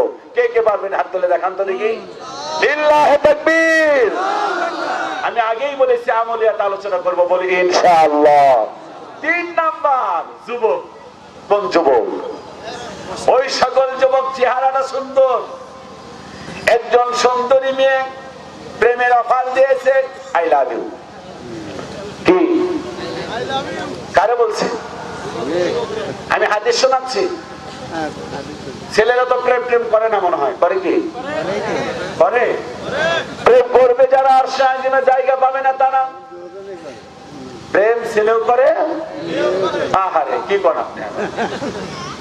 আগে তো ভাই প্রেম করা খুব কঠিন ছিল, কথা বলেন। আগের আমলে একটা চিঠি ধরা পড়লে সমাজে কি হতো? বিচার হতো না? শেষ পর্যন্ত বিচার বিয়ে পর্যন্ত পড়ায় দিত। এখন আর চিঠি টিঠি লিখতে হয় না, ওরা চ্যাট করে, চ্যাট মোবাইলের মাধ্যমে চ্যাটিং করে, চ্যাটিং করে, চ্যাটিং হয়ে যায় ফিটিং। কথা কন না কেন আপনারা? যুবকেরা বাস্তবমুখী ওয়াজ করতেছি, ওই সকল যুবকদেরকে আর সে আজিমে জায়গা দিবে। সুন্দরী সরসী যুবতী বলে আমি তোমাকে ভালোবাসি, আর ওই যুবক বলে ইন্নী আখাফুল্লাহ, আমি আল্লাহরে ভয় করি। সুবহানাল্লাহ। বাড়িতে চিৎকার দিয়ে সুবহানাল্লাহ কর। ও যুবক, পারবা তোমরা ইনশাআল্লাহ? বলো ইনশাআল্লাহ, বলো ইনশাআল্লাহ। বললেই তুমি আর সাজিবে জায়গা পাইবা। আমি আর একটু একটা হাদিস শোনাই, শুনবেন তো? শুনবেন? তিন বন্ধু, এই যে বয়স 3টার যুবক, রাস্তা দিয়ে হাঁটতেছেন, হঠাৎ করে শিলাবৃষ্টি পড়া শুরু করলো। শিলাবৃষ্টি। তিন যুবক চিন্তা করলেন যে যেভাবে শিলাবৃষ্টি পড়া শুরু করেছে আমাদেরকে বাঁচার কোনো উপায়, তাহলে আমরা কাজ করে একটা গুহার মধ্যে আশ্রয় নেই। শুনতে পাচ্ছেন? কোথায় আশ্রয় নিবে? গুহা মানে কি? বিশাল গর্ত। এক বিশাল গর্তের মধ্যে তিন বন্ধু গিয়ে আশ্রয় নিয়েছে। আশ্রয় নেবার পর মনে করেন এইটা হলো 120 টনের একটা পাথর। যুবকেরা খুব মনোযোগ দিয়ে শোনো। এই গুহার মধ্যে আশ্রয় নেবার পর এই পাথরটা গড়িয়ে গড়িয়ে গড়িয়ে গড়িয়ে এইটা হলো গুহার মুখ। এই পাথরটা এসে তার গুহার মুখটা এরকম আটকে দিয়েছে। এবার জবাব দেন, বিপদ আগেরটা বড় না এইটা বড়? এবার খুব মনোযোগ দিয়ে শুনতে হবে, খুব আমলি ওয়াজ। মুখ আটকে গেছে, এত বিশাল টনের ওজনের পাথর, পৃথিবীর কোন ক্রেন দিয়ে এই পাথর সরানো সম্ভব? কিন্তু একটা জিনিস দিয়ে সম্ভব, তার নাম কি? আল্লাহর রহমত। সুবহানাল্লাহ কর না। যুবকেরা কথা কয় না। আমি যুবকদের ওয়াজ করতেছি, যুবকেরা কথা বলে না। কি দিয়ে সম্ভব? হ্যাঁ, অনেক যুবক এরকম বিপদে আছে। সেই যুবকদের বলি, কিছুদিন আগে দেখি রাজশাহী একটা প্রোগ্রাম, দেখি একটা ছেলে গান গাচ্ছে, ইচ্ছে করলে মারতে পারো। কি কর? ইচ্ছে করলে মারতে পারো, পারো বাঁচাতে। এখন আমার জীবন মরণ। দেখছেন? আচ্ছা বলেন তো দেখি, একটা মেয়ের হাতে জীবন মরণ? জীবন মরণ কার হাতে? আমার জীবন, আমার জীবন, আমার মরণ, আমার জিন্দেগি, ইয়া ইলাহি কবুল করো আমার বন্দেগি। আমার জীবন, আমার মরণ, আমার জিন্দেগি। চিৎকার দেবেন আল্লাহু আকবার। গত বছর মাহফিলে যাওয়ার সময় হঠাৎ করে বললাম যে গলাটা একটু চা খেয়ে নেই, গলা পরিষ্কার করার জন্য। একটা ছেলেকে চা বানাতে দিয়েছি, ছেলেটির বয়স সম্ভবত 9 থেকে 10 হবে। চা বানায় আর ওই চামচটা দিয়ে কয় সারা রাত জেগে থাকি। আমি ছেলেটা বললাম বিয়ে করছো? হুজুর কি কর, আমার বয়স কম না, কার জন্য জায়গা থাকো? শরম। কি শরম? সারা রাত জায়গা থাকে। এই ধরনের কালচার আছে না নাই? হাসবেন না? আছে না নাই? আমি ওই সকল যুবকদের জন্য অস্ত্র করতেছি, মনোযোগ দিয়ে শোনো। তিন বন্ধু গেছে কোথায়? গুহার মধ্যে। উপরে কি? ছোট না বড়? এই পাথর সরানো সম্ভব যদি আল্লাহর কি থাকে। আরে তিন বন্ধু বিপদে পড়ে গেছে। আমলিয়াত ওয়াজ শোনো। আমার একটা ওয়াজ যদি তুমি ভালো মনোযোগ দিয়ে শোনো, আল্লাহর নবীর একটি ওয়াজ, তোমার জীবনটা পরিবর্তন হয়ে যেতে পারে। চিৎকার দিয়ে সুবহানাল্লাহ। ভাইরা আমার, তিন বন্ধু কাঁদতে কাঁদতে চোখের পানি ছেড়ে ছেড়ে পাগল মারা হয়ে গিয়েছে। আল্লাহ পাক বলেছেন লা তাকনাতু মির রাহমাতিল্লাহ, আমার গোলাম যারা আমার রহমত থেকে নিরাশ হয় না তারা। সুবহানাল্লাহ। হযরত ইউনূস আলাইহিস সালাম মাছের পেটে আছে না? মাছের পেটে গিয়া উনি আল্লাহর কাছে বললেন রব্বুল আমিন এক হলো পানির অন্ধকার, দ্বিতীয় নাম্বার হলো মাছের অন্ধকার, তৃতীয় নাম্বার হলো সূর্যের অন্ধকার। আল্লাহ তাআলা একদিন না 2 দিন না, আজকে প্রায় 40 দিন যাবত আমি মাছের পেটে। রব্বুল আমিন এই চিৎকার পৃথিবীর কোন মানুষ শুনবে না। ইউনূস আলাইহিস সালাম আল্লাহর কাছে তাওহীদের কথা বললেন, লা ইলাহা, আল্লাহ ছাড়া আর কোনো ইলাহা নাই, আল্লাহ ছাড়া আর কোনো মাবুদ নাই, ইল্লা আনতা সুবহানাকা। দ্বিতীয় নম্বরে আল্লাহর প্রশংসা করলেন, তুমি পবিত্র পবিত্র। সুবহানাল্লাহ কোন? তাহলে জবাব দাও, এক নম্বরে কি বললেন? বলে গেছে তাওহীদের কথা, বলে গেছে। এক নাম্বার, 2 নাম্বার এই যে এদিকে পাচ্ছে আল্লাহ প্রশংসা। বুঝলাম না, এই তাফসীর করতে গেলে যদি এরকম যদি সমস্যা হয় তাহলে তো বিপদ। 1 নাম্বার তাওহীদ, 1 নাম্বার কি? তাওহীদ। 2 নাম্বার আল্লাহর প্রশংসা। এই দুটো যখন করলেন, আল্লাহ পাক বললেন ফাস্তাজাবনা লাহু ওয়া নাজাইনা, আমি জবাব দিয়ে দিলাম, ওয়া নাজাইনা মুক্তি দিয়ে দিলাম, ওয়া কাযালিকা নুনজিল মুমিনিন, আর মুমিনদেরকে আমি আল্লাহ পাক এভাবেই সাহায্য করি। এবার জবাব দাও, 3 ইয়ং আছে কোথায়? গর্তের মধ্যে। হঠাৎ করে এক বন্ধুকে বললেন, বন্ধু এটি বুখারী শরীফের হাদিস, কেঁদে লাভ নাই, কেঁদে যার যার করে লাভ নাই। আমাদের একটাই বুদ্ধি, তাহলে আল্লাহর কাছে কাঁদতে হবে, আর কাঁদতে হবে ভালো একটাই আমল, তাহলে নেক আমল। কি আমল? আজকে এই মাহফিলে যারা আসছেন কি আমল? যারা এই যে টাকা পয়সা দিচ্ছেন কিসের আমল? আরো জোরে বলেন। আমাদের নেক আমলের অভ্যাস আছে? আছে। হযরত বিলালকে বিশ্বনবী মেরাজ থেকে ডেকে এসে ঘুরে এসে বিলালকে বললেন, বিলাল একটা খবর। কি? বিলাল, আমি মেরাজে গিয়েছিলাম, একটা ভালো লক্ষণ দেখলাম। বিলাল বুঝে না কিছু, বললেন সেখানে আমি একটি ভালো লক্ষণ দেখতে পেয়েছি। বিলাল, তুমি কি আমল করো? বিলাল বলেন, হুজুর আমি কি আমল করব? আমার তো তেমন আমল নাই। বললেন না, আমল আছে। বিলাল বললেন, হুজুর তো এটা আমল করি। 1 নাম্বার, হুজুর ওযু চলে গেলেন, আবার পুনরায় ওযু করে নেই। 2য় নাম্বার হলো, আমি মসজিদে যখন প্রবেশ করি, মসজিদে প্রবেশ করে 2 রাকাত সালাত না আদায় করে আমি কখনো মসজিদে বসি না। কয়টা আমল? এই 5 থেকে ছেলেরা বলো তো, 1 নাম্বার কি? কি ওযু? কি ওযু চলে গেলে আবার পুনরায় এই 5 থেকে বলেন তো দেখি কি করে? 2 নাম্বার কোথায়? বসে না। আগে 2 রাকাত নামাজ পড়ে এরপরে কি? বসে। আল্লাহ নবী বললেন, বিলাল এটি ছেড়ে দিবা না, কারণ আমি জান্নাত দেখলাম, জান্নাতের মধ্যে দেখলাম কে যেন জুতার আওয়াজ, কার যেন জুতার আওয়াজ। অন্য রাতে এসেছে, আমি দেখলাম কে যেন হাতে লাঠি নিয়ে আমার জান্নাতের রাস্তা দেখায় দেয়। ভালো করে খেয়াল করে দেখলাম, আর কেউ না, সে হলো তুমি বিলাল। নেক আমল করার অভ্যাস আছে ভাই? আছে। আছে। এই যে আজকে আজকে শুক্রবার না, দেখি মিথ্যা কথা বলবেন না, বলবেন? এই যে মসজিদে কিন্তু প্রত্যেকটা মসজিদে জুম্মার নামাজে বাক্স দেয় না? এই দেশে দেয় না? আজকে কে কে এই বাক্সে টাকা রাখছেন তারা হাত তোলেন। মিথ্যা তো বলবেন না, যারা দিচ্ছেন তারা হাত তোলেন। দেখেন সবার কপালে কিন্তু জোটে নাই, প্যাচ আছে। এটা একটা খাস আমল, নিয়ত করেন, হাত নামান। আরেকটা আমলের কথা বলি, আজকে মায়েরে বাবারে কে কে সালাম দিচ্ছেন তারা হাত তোলেন।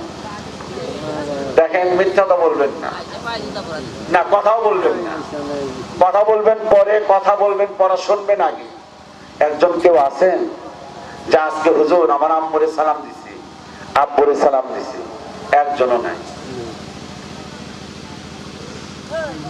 আর একটা আমলের কথা বলবো। আচ্ছা মেহেরবানি করে বলেন তো দেখি, মসজিদের মধ্যে তো আপনি দান বাক্সে টাকা দিলেন, এছাড়া কে আছেন একজন একজন ফকির মিসকিনকে 5 টাকা 2 টাকা 1 টাকা দান করছেন? একটু হাত তোলেন। নাই, তাহলে কিভাবে হবে? ওয়াতাআওয়ানু আলাল বিররি ওয়াত তাকওয়া, তোমরা পরস্পর পরস্পর তাকওয়া এবং পুণ্যের কাজে কি করো? সহযোগিতা করো। আজকে নাই। কেমনে পুণ্যের কাজে রস করবেন আমরা? কেমনে করব? আমল আমাদের খুব কম। আমল কম না বেশি? আরো জোরে বলে। 3 যুবক আছে কোথায়? গুহার মধ্যে। খুব মজার কাহিনী। এক যুবক, প্রধান বড় যে যুবক, সে বলল, ভাই কায়দা কোনো লাভ আছে? কোনো লাভ নাই। আসো আমরা একটা নেকের কথা মনে করি, কে কোন নেক করেছি, সেই নেকের উসিলা করে আল্লাহর কাছে দোয়া করি।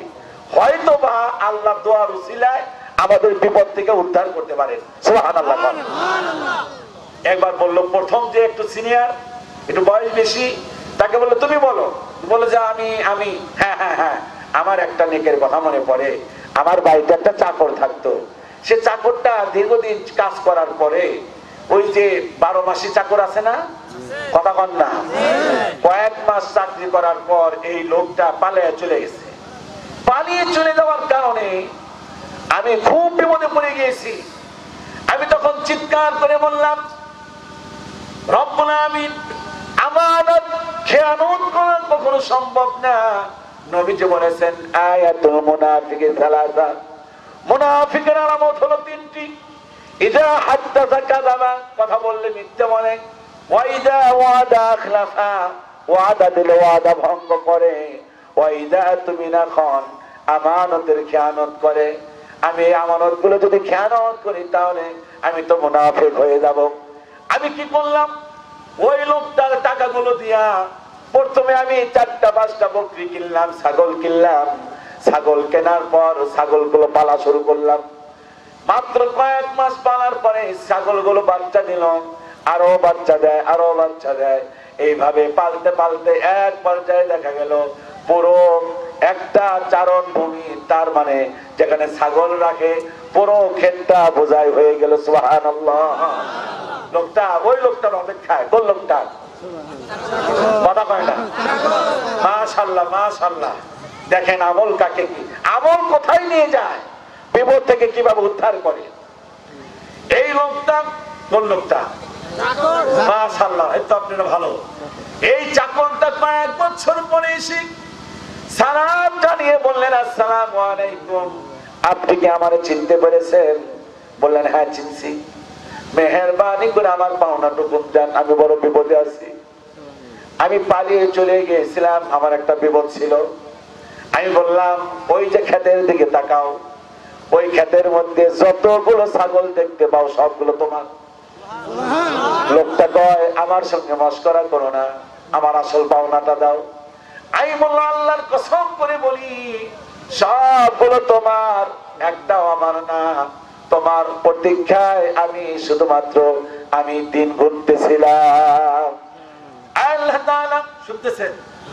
রব্বুল আমিন, আমি একটা ছাগল তার রাখি নাই, আমানতটা ঠিক মতো ফিরিয়ে দিয়েছিলাম। তোমার দরবারে যদি এটি কবুল হয়ে থাকে আল্লাহ, মেহেরবানি করে আল্লাহ তুমি আজকের এই বিপদ থেকে রক্ষা করো। হ্যাঁ, দোয়া করতে দেরি। ওই যে মনে আছে কিনা, এটা হলো কি? এটা হলো পাথরের মুখ। মুখটা এরকম লড়ে গেছে, সামান্য লড়া মাত্রই 3 বন্ধুর আশা আরো সামনে বেড়ে গিয়েছে। হাত ঢোকে, মাথা ঢোকে না, আলো ঢোকে, পরিপূর্ণ ঢোকে না। এবার দ্বিতীয় বন্ধুকে বললেন, বন্ধুরে তুই বল। দ্বিতীয় বন্ধু বললেন, আল্লাহর কসম করে বলি, জীবনে কোনোদিন ভালো কাজ করি নাই, আমার মনে পড়ে না কোনোদিন ভালো কাজ করেছি। তবে হ্যাঁ, একটা কাজ আমি সুযোগ পাওয়া সত্ত্বেও খারাপ কাজ করি নাই। আমার এক চাচাতো বোন ছিল, দেখতে বড় সুন্দরী সুশ্রী। আমি তাকে 1000 বার প্রেমের অফার দিয়েছি। সে রাসূলুল্লাহ। যুবকেরা কথা বলো, দ্বিতীয় বন্ধুর কি ছিল? দেখতে কেমন? প্রেমের প্রস্তাব দেওয়ার পর প্রেম প্রত্যাখ্যান। দীর্ঘদিন পর যখন অভাবে পড়ে গিয়েছি, এবার মেয়েটি এসে তার ভাইকে বললেন, ভাই আমাকে কয়েকদিন হাম দাও। চাচাতো ভাইটি বলল, তুমি যদি আমার কুপ্রস্তাবে রাজি হও। আহারে, এবার বোনটি রাজি হয়ে গেল অভাবের কারণে। চাচাতো ভাই বলেন, আমি নির্জন জায়গায় নিয়ে গেলাম, ঘর ছিল না, বাড়ি ছিল না, জঙ্গল দিয়ে পরিপূর্ণ। সেখানে আমরা দুজনে উলঙ্গ হয়ে গেলাম। নাউজুবিল্লাহ পড়েন। আমার বোনটি চিৎকার দিয়ে বলল, ইন্নী আখাফুল্লাহ, ও আমার ভাই, আমার ইজ্জত নষ্ট করো না। রব্বুল আমিন আমার বোন যখন ইজ্জত নষ্ট করো না, আল্লাহরে ভয় করো, এই কথাই বলেছিলেন।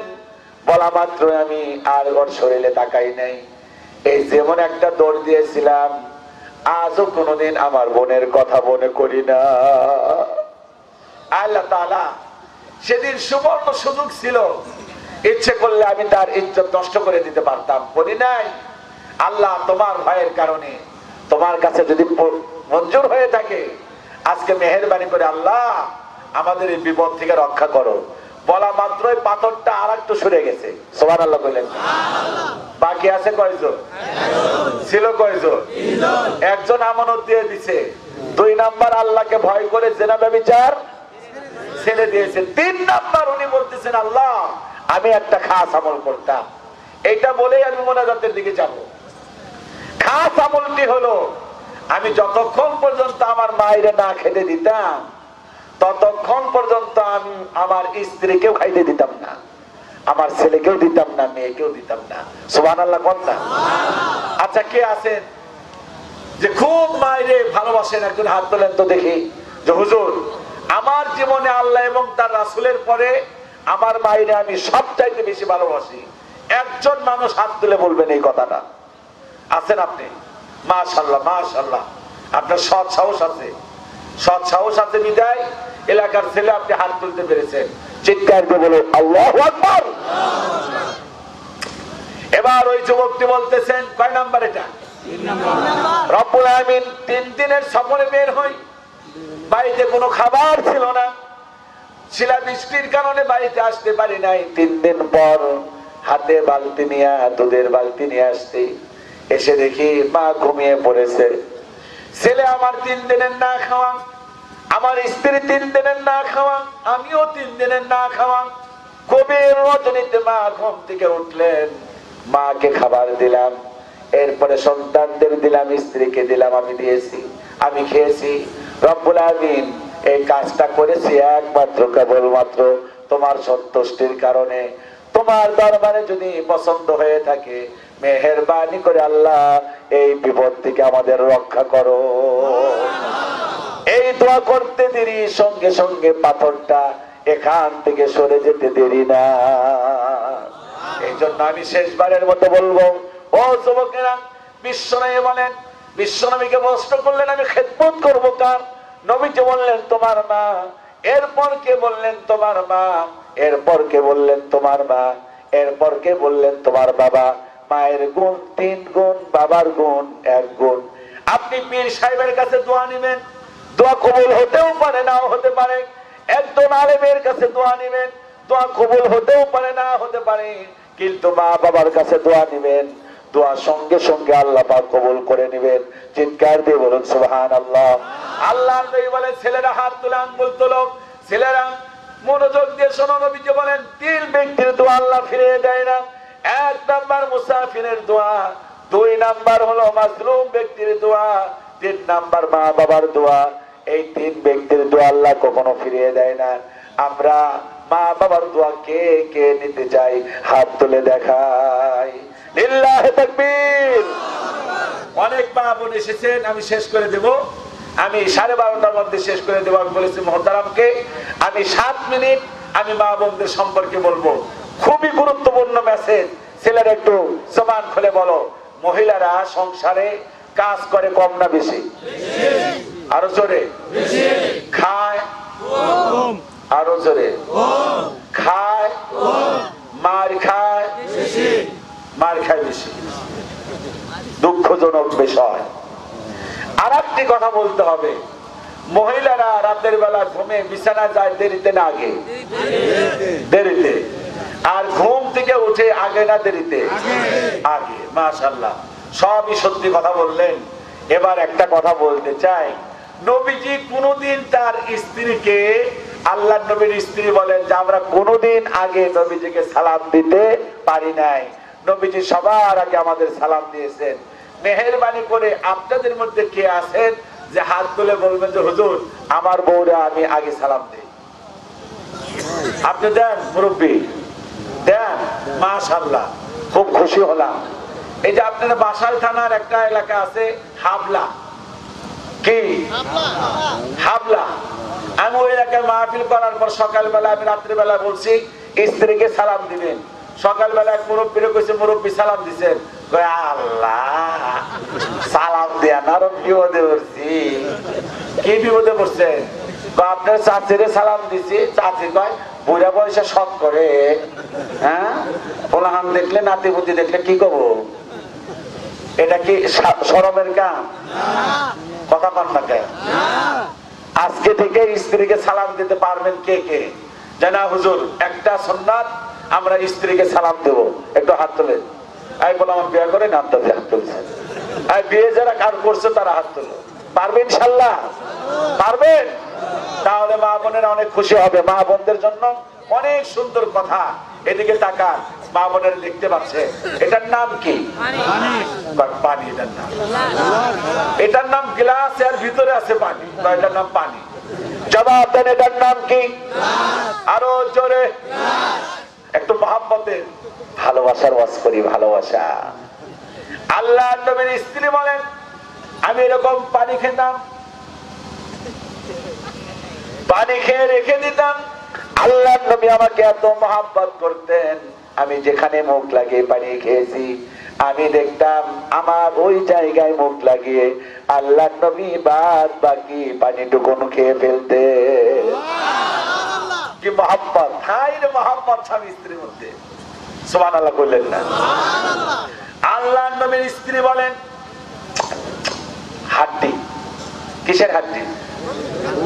গরুর মাংস, খাসির মাংসের হাড্ডি চষে চষে আমি দস্তরখানায় রেখে দিতাম।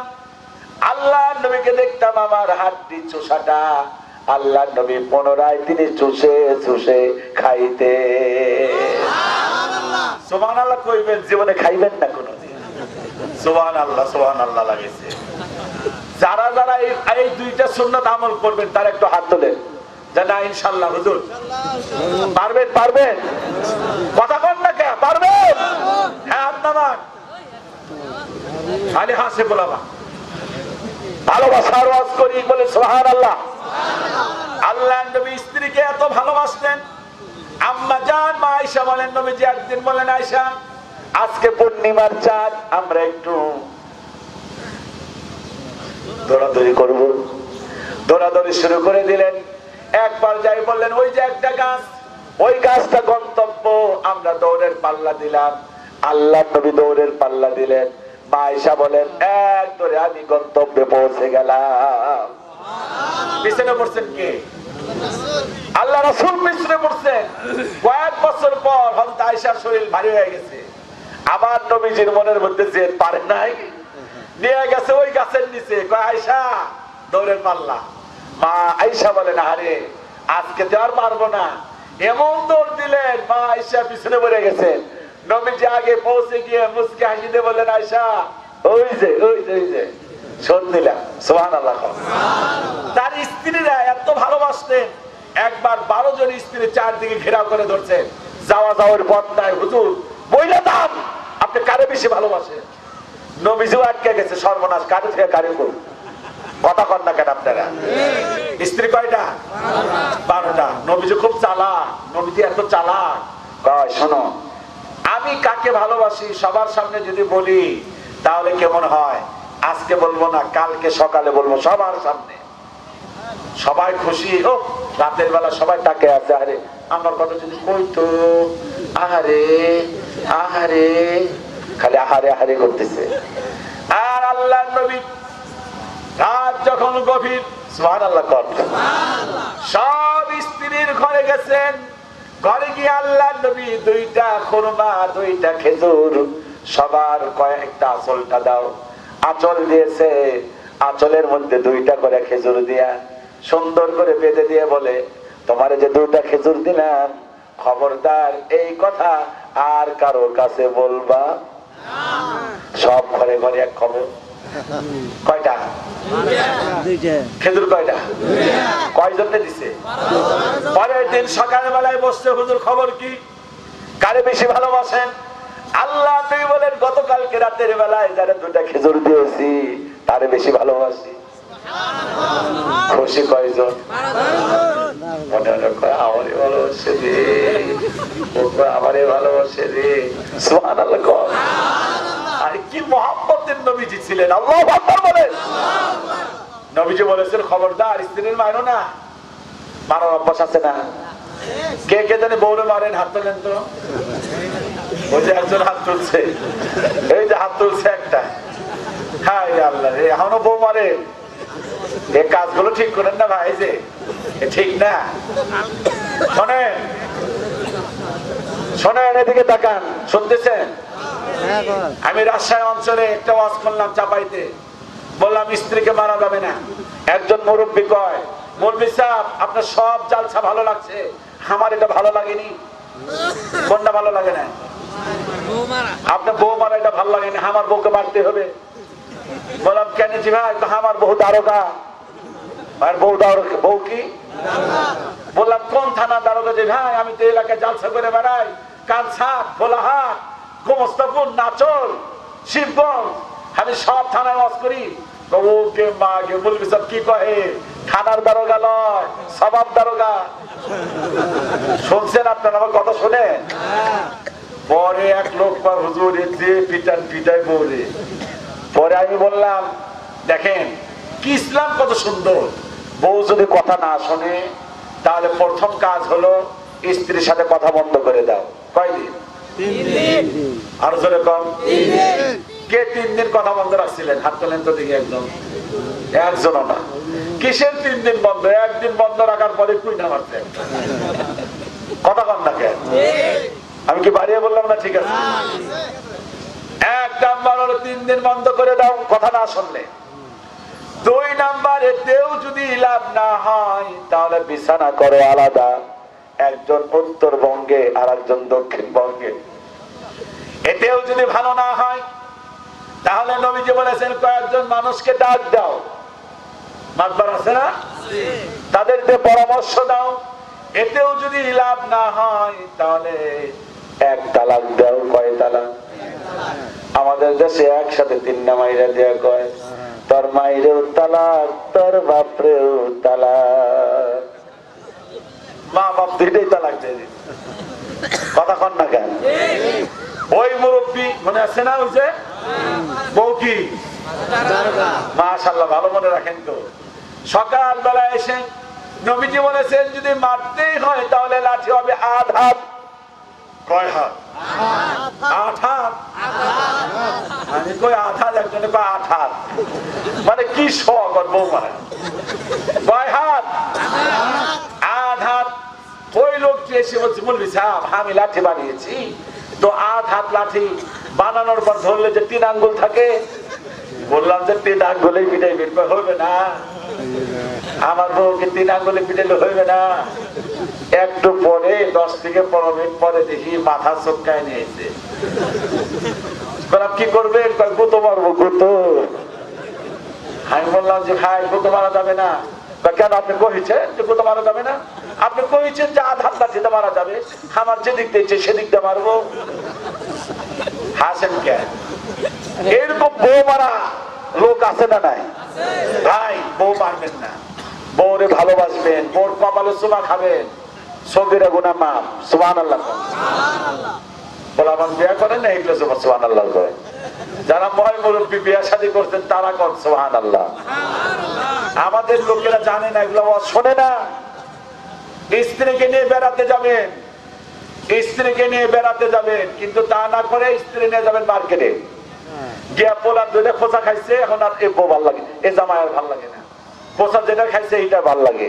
কথা বলেন, কথা বলেন। আরে জোরে বলে ঠিক না? মহিলাদের জান্নাতে যাওয়া সহজ না কঠিন? কিন্তু মহিলারা বেশি জাহান্নামী না জান্নাতি? হ্যাঁ, স্টার জলসা দেখে। গত 2 বছর আগে এক লোক আমার ফোন দিয়ে কয়, হুজুর আমার বউ জায়গা। বললাম কারণ কি? পাখি জামা দেই নাই তাই জায়গা। বললাম পাখি জামা কিনা দেন। উনি পাখি জামা কিনা দিচ্ছে, কিনা দেওয়ার পর দুঃখে বলতেছে, কবিতা বানাইছে, স্ত্রীর কাছে পাখি জামা দিয়ে বলতেছে, সাথে তুমি রাগ করো না। কারে কয়? সাথে তুমি রাগ করো না, খোলো তোমার রাখি, তোমার জন্য আনছি কিনে নতুন জামা। পাখি স্টার জলসা দেখা যখন হয়েছ ইমান হারা, জানি তোমার ঘুম হবে না পাখি জামা সারা। কি লাভ হবে বলো গো তোমায় দোষী কোনে, পাখি জামা না পাওয়াতে 7 জন গেল মরে। 17 জন দিল স্বামী তালাক, হলো অন্যের বধূ।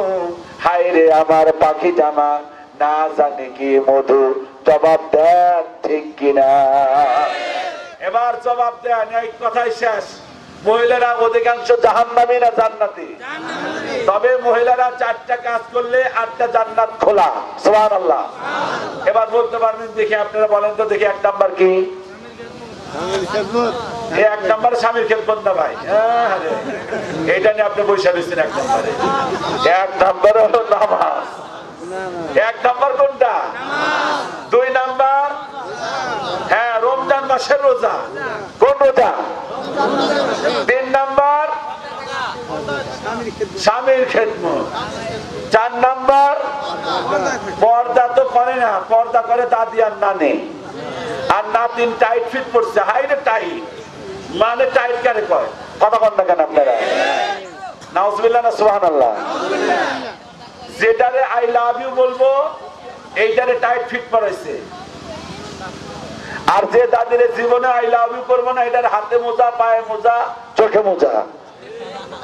কথা কন, কথা বলো, কথা বলো। এই জন্য মা বোনের আপনারা বেয়াদবি নিবেন না। মা বোনদের বলছি, মা বোনের একটু পর্দা করবেন। আমাদের দেশে সাধারণত হুজুর দেখলে পর্দা করে। এক মহিলা গোসল করতে নামছে পাগারে, এই হুজুর এই মানুষ আসতে বলিস। তো ছোট্ট ছেলে 7-8 বছরের, আম্মা আইলো আইলো আইলো আইলো। মা কাপড় টাপড় সোটা কই দেয়, তাকায় আর দেখে মানুষ 2টা যায়। কই তারা কইছে না মানুষ, কই যে মানুষ গেল, গাধা কামলা কামলা। কি কন্ত মানুষ আইলো বলিস? খোলা মেলা গোসল করতেছে, একটু পরে মা আইলো আইলো আইলো আইলো। আবার কাপড় টাপড় দিয়ে মাথা টাথা রাখছে, একটু পরে দেখে যে 2টা মানুষ যায়। বলার কানে ধরে থাপ্পড়। মানুষ না বা ছাগল। একটা হলো নাপিত, একটা কি আর একটা হলো ওই যে এলাকায় ওই যে জিনিস টিনিস বিক্রি করতে আসে না, লাল ফিতা নুল ফিতা, ফেরিওয়ালা। পোলায় কয় কি রে, একটা নাপিত, ফেরিওয়ালা আর কামলা। এরপরে তো পীর সাহেবের যায় রাস্তা দিয়ে। তখন কয় এটা তো আমরা হুজুরি, এটা আর কি কম। কথা বুঝেন, বুঝেন কিছু আমার কথা? একেবারে খোলা মেলা গোসল করতেছে, এলো মেলো বাতাসে উড়িয়েছে শাড়ির আঁচল। শাড়ির আঁচল উড়াই দিচ্ছে একবারে বাগানের মধ্যে। হুজুর যায়, হুজুরের চোখ পড়ে গেছে। একবার বললে কোনো গুনাহ নাই, একবার বললে বিশ্বনবী আলীকে বলছেন একবার বললে কোনো কি নাই। আমি যখন করছি দিনাজপুরের এক ছেলে কয়, হুজুর একবার বললে যদি গুনাহ না থাকে আমি আধা ঘন্টা তাকায় থাকি। তোমার বাটপারি আল্লাহ বলছে একবার চোখ পড়ছে, চোখ নামা। শুনছেন আমার কথা? হুজুরের চোখ পড়ছে, হুজুর এমন করছে, মহিলা তাকায় দিই, আল্লাহ সর্বনাশ। হুজুর তোমার জামাই দিয়ে দিব, জামাই তো বাস দেবো আমারে। উইঠা পোলারে কানে ধরে থাপ্পুর। পোলাকে মারো কে? আমার মারো তুমি তো মানুষ কামলা আর একটা নামি ফেরিয়ালা। আরে তো হুজুর ভাই, এইটাই মানুষ। আমি যা বললাম হুজুর বাস্তবতা আছে না নাই তাই বল। আচ্ছা হুজুরকে দেখে পর্দা করবেন আর যুবক বলাবেন আর সাথে দাঁড়াবেন, নাউজুবিল্লাহ না সুবহানাল্লাহ। আমি মহিলাদের ওয়াজ করলাম, পিতামাতার ওয়াজ করলাম, সালাতের ওয়াজ করলাম, ন্যায় বিচারের ওয়াজ করলাম, সামাজিকতা ওয়াজ করলাম, ভালোবাসার ওয়াজ করলাম, সবকিছু মিলেই যতগুলো আলোচনা করছি আমলিয়া কে কে আমল করতে রাজি আছেন হাত তুলে দেখান। লিল্লাহি তাকবীর। অল্প বাঙালি হও কিংবা ইন্ডিয়ান কিংবা জার্মান জাপানি চাইনিজ কিংবা রাশিয়ান স্প্যানিশ ড্যানিশ ফরাসি কিংবা ব্রিটিশ আমেরিকান আরবি আজমি ইরানি তুরানি তুর্কি বা আফগান মুসলমান সবাই মুসলমান তুমি তো মুসলমান সবাই হাত তোলেন মুসলমান